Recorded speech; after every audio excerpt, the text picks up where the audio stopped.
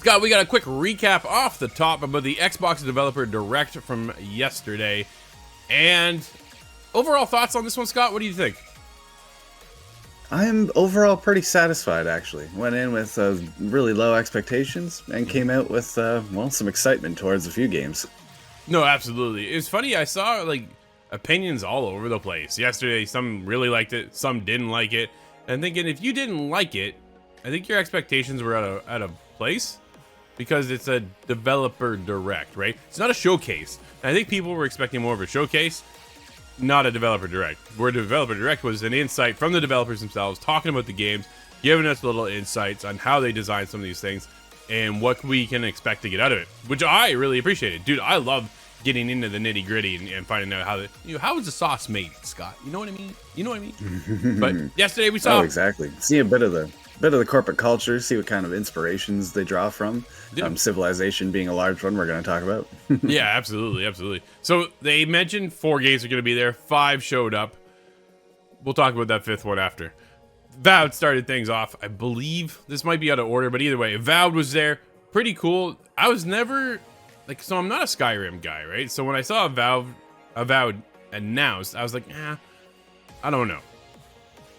Dude, I'm kind of hooked. I want to get in on this. I think it's going to be really, really cool. I knew it was going to be good, but I just don't know if it's going to be my kind of game, right? That's the pillar right there. But this was back in July 2020 when it was first announced. Now we've actually seen a little bit more gameplay. The biggest thing that they played off yesterday, though, dude, is Consequence, which perfect, right? Like, I want my decisions to matter. I don't want to just be fluffed in there. I want to see if I choose this path, this is going to happen. Or if I choose that path, then that's going to happen. But they're like, this will happen later on. So you won't really know right away. Dude, I'm pretty pumped for this. Fall 2024, Scott. No release dates yesterday at all. No, that was a little bit disappointing, actually. We got a bit of a window, but the idea that we're going to see Avowed still this year at some point has me excited, even if it is fall, because it's been talked about for so long now. And like yourself, I look at it and go, Skyrim, Tainted Grail, this is somewhere in between. And I'm really curious to see how that's going to work, although it does seem to borrow a lot of ideas from Skyrim. The dual spell casting, I know I've done that a lot.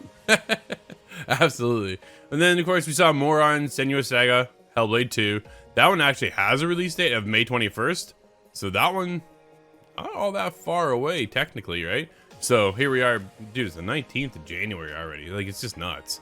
So this is a follow-up to the 2017 title, which did huge waves. It's coming in digital only, which is a bit of an interesting little approach, right? The game's approximately about 9 hours long and $50 US. What do you think, Scott? Oh, yes. That's interesting that it's only digital because it's just a bigger topic that's always coming up now. Physical is seemingly gone. But the idea that it has a rating in Australia already, which is R18 plus, gives you an idea of the kind of depths we'll get to in the dark caverns of Senua's mind.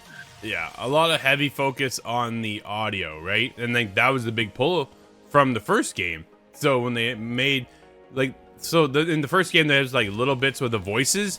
Now it's like everything is that binaural approach when it comes to the audio design, which is going to be, dude, it's going to put this game at a whole other level. I think above a lot of other titles, right? You don't get that experience when you're in games often.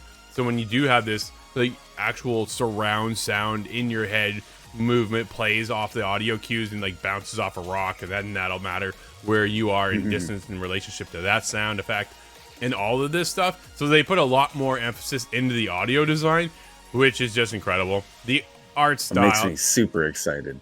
Oh, very, very, very cool, right? Again, dude, it's not going to be watching on the outside, I think. I'm going to test it. It's coming to Game Pass, so I can get in there and get on with that, right? But I don't know if I'll be able to stick around. We'll see. But it is, dude, the graphics in this thing are stunning. Like, it's a dark game. It's going to be dark and creepy. And then what's not going to be so dark and creepy is Visions of Mana, which was a surprise by Square Enix. Dude, this part I thought went on a little too long for my style, right? Again, not my style kind of game, but I know some people are. Even the JRPG fans that I do know, I reached out and said, hey, what do you think? They're like, not for me. It's like, huh. Well, this is interesting then. Yeah, I feel like it was more of a flex than it was to show off the actual game itself. Although, from my eyes as an outsider, I do think it looks quite colorful, bright. The same kind of fan fiction or fanfare that you're gonna want to see. But I think it was really a flex. Hey, Xbox is making inroads with Square Enix. We're forging a better partnership, and it's been a long time coming. Yep.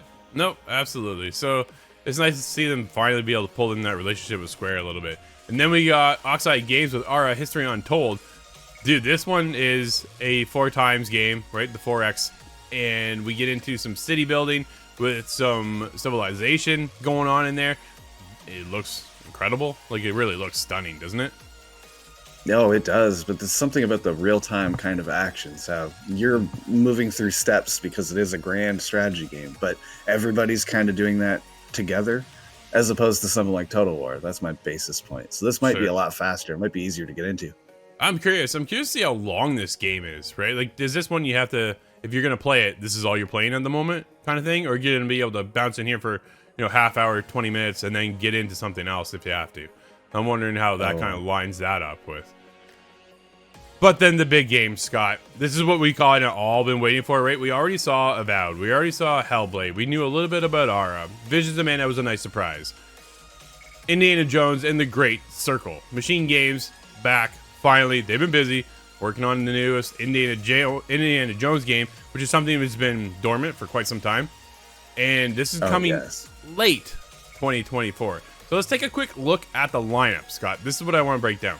So actually, let's finish, let me get ahead of myself. Let's finish off with Indiana Jones first and your thoughts. Go ahead. Oh, well, everybody's arguing right now whether it should have been first or third person. That's the biggest point of contention. And I'm really split on the opinion myself, because I understand there's a likeness to Uncharted, and I can see that if you were to go third person, I think that is kind of playing off of that a little too strongly. Yeah. That you put that into first person, and I've played games like Phantom Abyss, and I really like Phantom Abyss. That worked out. You practically playing as an Indiana Jones character, whipping yourself around the area. So I think that could work really well. And Machine Games is predominantly, as far as I know, only first person, and they've done the Wolfenstein games. So when it comes to beating up Nazis in first person, I don't think anyone does it better. Well, they're pulling off of their DNA, right? I think that's the biggest thing. That's their strong suit. Makes a lot of sense. I was one of the ones that were hopeful for third person, just because I'm going, I would think fit that game a little bit better for me, and I like third person games more than first person games. Dude, mind you, I play a first person game every day, so it is what it is, but I do prefer the third person. But I thought you could see a lot more of Indy's movement this way. However, they have this pull of back and forth. There are certain situations, like climbing up a post kind of thing, where you're going to be able to go into third person and see some of these movements. I'm like, all right, cool. So a lot of it, exploration and stuff, will be first person, shooting, obviously. Using the whip would look pretty cool. And then you get into the third person moments. I think it plays off their strengths, which is the biggest thing, right? Where if we get into the other side with Playground Games and they're working on Fable, you're going, yo, you guys are a racing studio. Now we're in Fable, right? Where people like, ooh, I don't know how this is going to go. High hopes. Not sure how it's going to pay off. Where you go into Machine Games is first person. You're like, yeah, this is going to go. I'm thinking if it were the Hitman, you can just switch back and forth at any point. That probably would be superior. But then again, how do you code a game for that? And then it gets a lot more complicated that way. Dude, Starfield did it. You can play either way, right? So there's... You're right. Bethesda figured it out over 30 years, though. so yeah, Todd Howard came on and opened up with, this is the game you always wanted to make for indie. Talked to Lucas about it, and they're like over the moon. So, Scott, let's take a look at the lineup. May 21st, Senua's Saga. Hellblade 2, right? Summer, Visions of Mana. Fall, Aura, History Untold. Indiana Jones is going to be late 2024. We're going to get Avowed, Fall 2024. Dude, this is quite the lineup coming out of Xbox this year, isn't it? It is pretty strong, and I want to just take a look around to the competition and kind of see what everybody's cooking up this year. Don't know. Dude, I don't know Nobody what really PlayStation's doing now. Now that we have Last of Us Part 2 remastered, I'm kind of, all right, what else are we going to play now? So we're waiting now, I think, for the showcase for PlayStation to say, hey, here's what's coming in 2024. Because as of right now, we don't know anything, really. But dude, overall, I thought it was a good showcase. I really did enjoy it. I did like, the direct to developer direct, not a showcase. It was a really good direct, and I think it hit on the points that they needed to, and lined up and solidified that, hey, these games are coming. The fact that they don't have official release dates kind of sucks, because it does give them the opportunity to push it out into 2025, but we'll see at the end of the day. This is pretty cool.